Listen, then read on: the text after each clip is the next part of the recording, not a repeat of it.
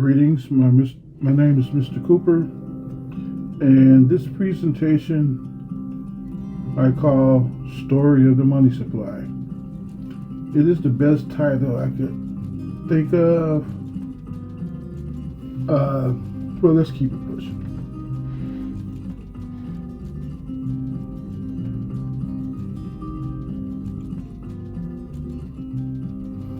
I want you to think boundary.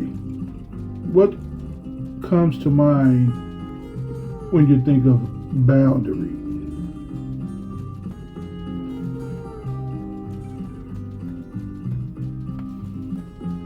How about a police line?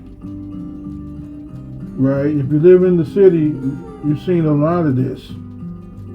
Right? Boundary. What comes to mind? Here's another example. The Louisiana Purchase boundary lines, right? I thought it was a historic picture to share. Just using it as an example. Now, dealing with women, we know women are full of boundaries, right? Full of rules, right? Women make the best lawyers, do they not? Because they have lots of rules. If you want to be a good lawyer, think like a woman.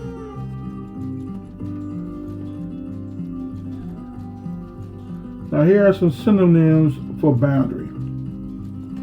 Limit, limitation, confines, line, end, extent, barrier, bound, ceiling, cap, termination, etc., etc. You can pause here if you like.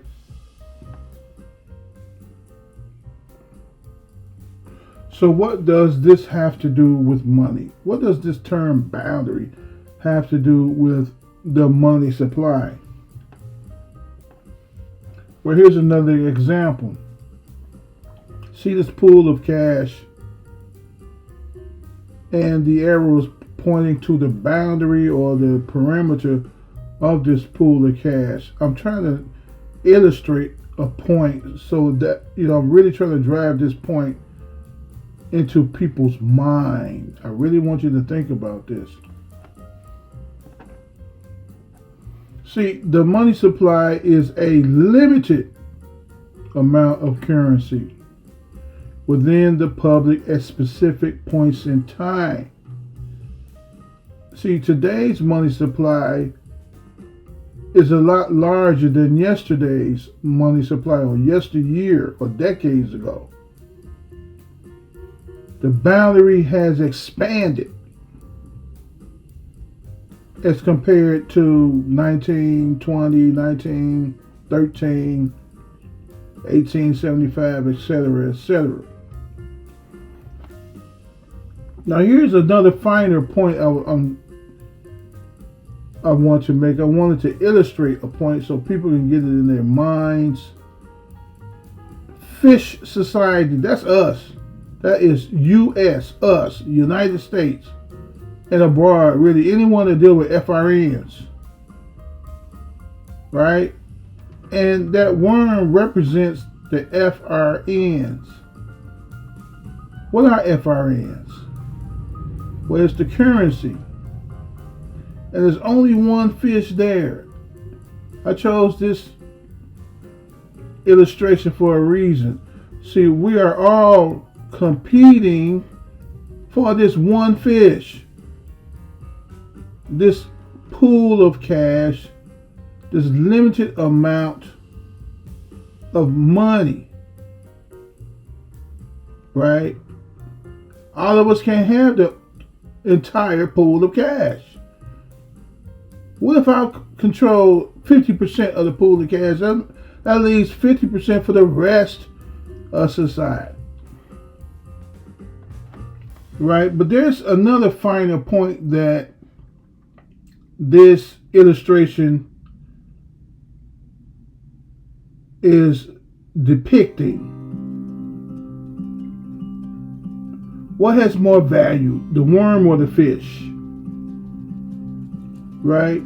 Now I'm talking value here. What has more value?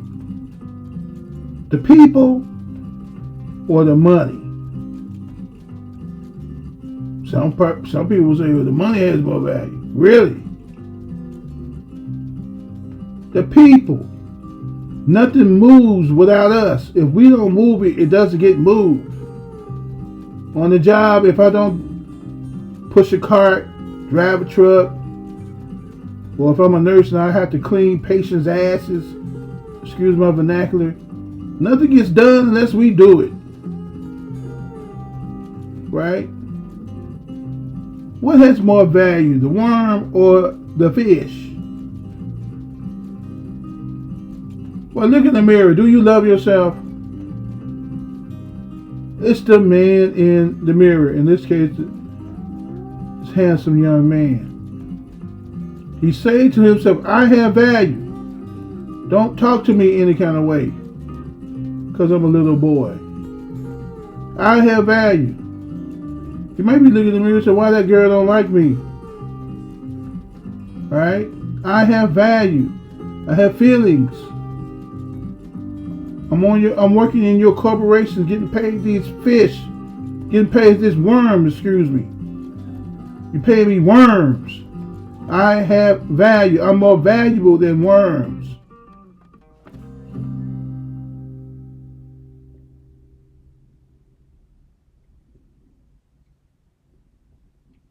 I like this illustration. Debt, migration, and exploitation. That says a lot, does it not? Especially concerning what's going on today. The Venezuelans coming have invaded the U.S. Right?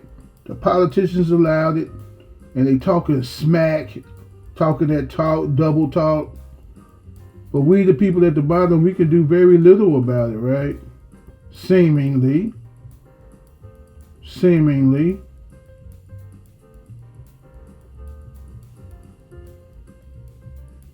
Now, this is what FRNs are. FRNs are Federal Reserve Accounting Unit dollars. We're willing and eager participants in the system of fraud. Believe it or not. I have a right to free speech.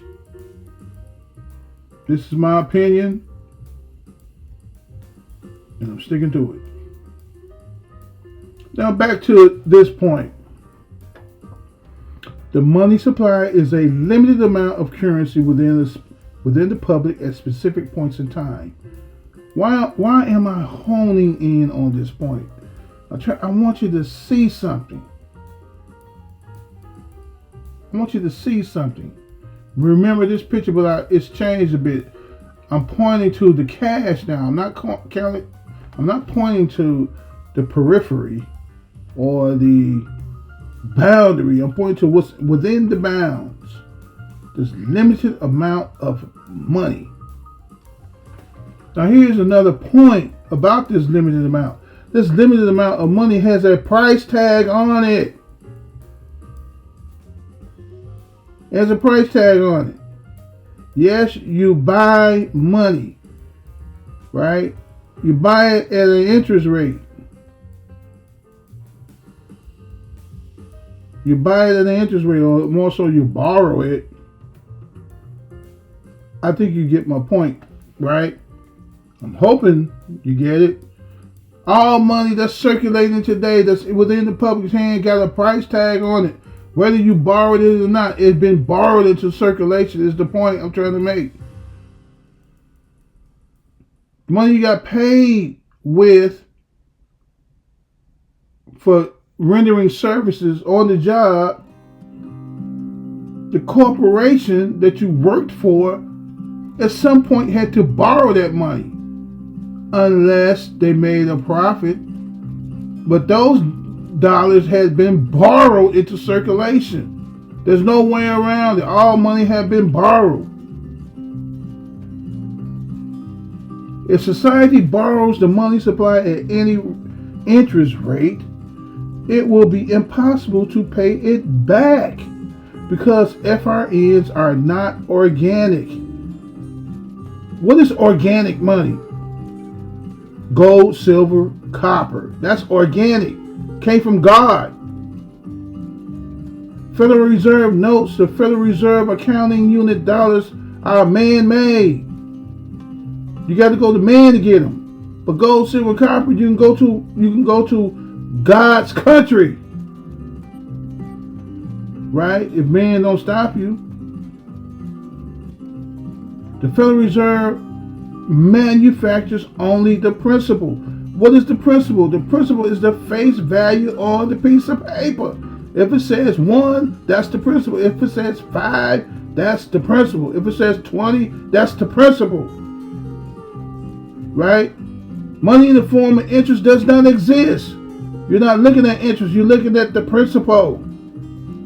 Therefore, society remains indebted perpetually. Why? Because you cannot pay back something that don't exist. You can't pay back interest. It don't exist. The principal must serve as interest. Okay? Think about that. Thus, society loses its collateral, which is land and real estate. You don't own any land. You don't have any real estate. You're poor. You lose it to the bankers, and the remaining balance is refinanced. What is that remaining balance? The interest. And honored by labor. So once you refinance, you got to go back to work to pay off that debt, and hopefully you'll be able to pay it. Right? See, in our society, you got winners and losers. Some will pay their debts, others will not. See, if you pay your debt, that means somebody in society is unable to pay the debt. We all cannot pay the entire debt obligation. We have to refinance. This is why corporations have to borrow money to meet payroll, because there's not enough money in circulation because of interest. This is what debt slavery peonage is. And to make matters worse, installment payments to the Fed Bank causes the money supply to contract, meaning shrink in size. Here is an example. Every time you make an installment payment, it does this. The money supply does that. It shrinks. How are you going to pay back the interest when the money supply is shrinking? So guess what? We go back and borrow as society. Society borrows. I'm not talking one individual. Thus, because of a lack of funds, society is forced to borrow from the debt slave masters, the Fed Bank, or bankrupt into homelessness. You're already homeless. This is called debt in perpetuity, right? Debt in perpetuity, debt slavery. It's a Ponzi scheme. See the real money? I didn't create this illustration right here. I borrowed it. Okay? At the very top, the real money, gold. Then you got the central bank. Then the government is borrowed money from the central bank. This fake money. And then lower tier banks and small businesses, they get money. They borrow money. Why? To pay off the payroll. To meet payroll, to pay us people that's going to retire. We're at the very bottom of this pyramid scheme. Just imagine if we stopped working. The whole system would crash. And those poor slobs at the top would cry like newborn babes.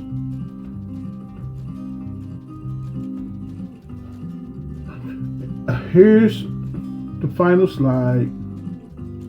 Ecclesiastes 7, chapter 7, verse 29. New International Version. I like this version a little better for this scripture.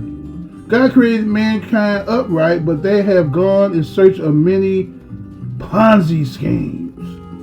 That's right. Ponzi schemes.